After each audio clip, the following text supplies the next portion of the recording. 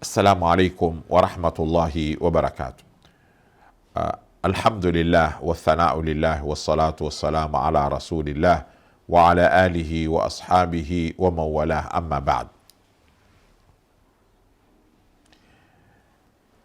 Tulikuwa tunazungumzia sisi kutaamali maneno ya Mwenyezi Mungu subhanahu wa ta'ala, kuyazingatia. Afala yatadabbaruna alquran. Kuja kwa alama ya istifham inamaanisha nini? Inapokuja amri na ikawa ina alama ya istifham, ni kutaka kuharakisha hisia za mwanadamu, kumwonyesha umuhimu wa yeye kulifanya jambo lile. Afala yatadabbaruna alquran, kwa maana ikiwa ni watu wenye kuzingatia Qurani, hutokuwa min alghafilin. Ni fursa dhahabia ndani ya mwezi mtukufu wa Ramadhani, Muislamu kuwa na wakati maalum wa kuzingatia maneno ya Mwenyezi Mungu subhanahu wa ta'ala, ili asiingie katika kundi la watu wenye kughafilika. Ndio sheitani amefungwa, lakini nafsi yako bado ipo. Wama ubari'u nafsi inna nafsa la amaratun bisu. Sasa hapa umeatiwa nafsi yako tu na matamanio yake. Sheitani umepunguziwa shari zake. Sasa yataka tuzingatie maneno ya Mwenyezi Mungu, na kuzingatia maneno ya Mwenyezi Mungu ni yalete hisia katika nafsi zetu ya sisi kukithirisha kumtaja Mwenyezi Mungu. Yani tunapoizingatia Qur'ani, fadhakir bilqur'ani, Mwenyezi Mungu atuambia katika Qur'ani, fadhakir bilqur'ani man yakhafu wa'id. Edhea kwa kutumia Qur'ani, lakini umpe mauidha mtu gani?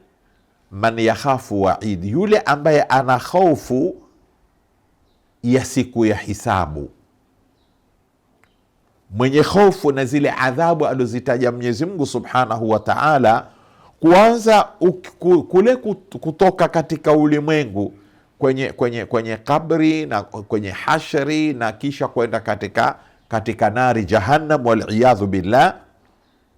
Yataka wewe uwe unaposikia maneno ya Mwenyezi Mungu subhanahu wa ta'ala uyazingatie maneno yale, kwa sababu Mungu ametutaka tuwe ni watu wenye kuzingatia maneno yake. Afala yatadabbaruna alquran. Ni watu gani watakaozingatia Qurani?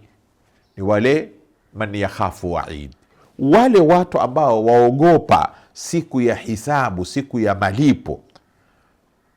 Wale watu wenye kuogopa siku ya malipo hawawezi kumkosea Mwenyezi Mungu subhanahu wa ta'ala, sababu saa zote wana hofu ya kwenda kuadhibiwa mbele ya Mwenyezi Mungu subhanahu wa ta'ala, yauma la yanfa'u malun wala banun, siku ambayo mali wala watoto hawatokunufaisha. Katika dunia hii kuna marhala ukifika unakuwa ni mtu tegemezi. Marhala gani? Marhala ya uzee. Kwa hivyo watoto wakiwa ni watoto wema, watakushughulikia, watakuangalia, watakusaidia, watafanya kila jambo ambalo litakufanya wewe kuhisi una watoto. Hawa ni wakati wakiwa watakuwa wema. Wengine kiama chao huanza hapa duniani. Kuna watu kiama chao huanza hapa duniani, ikawa la yanfa'u malun wala banun, mali yake yeye mwenyewe, lakini yeye sasa hawezi kwenda tena benki ku withdraw, ni mpaka afanyiwe.